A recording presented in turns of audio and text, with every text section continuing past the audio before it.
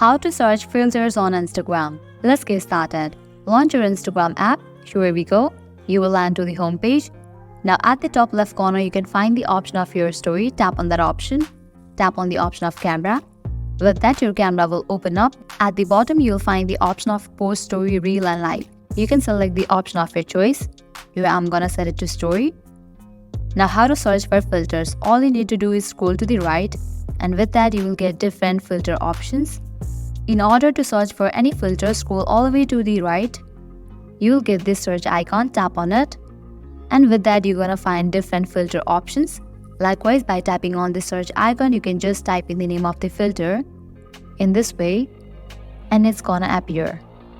Likewise, you will get this section of trending, appearance, aesthetic, games and so on.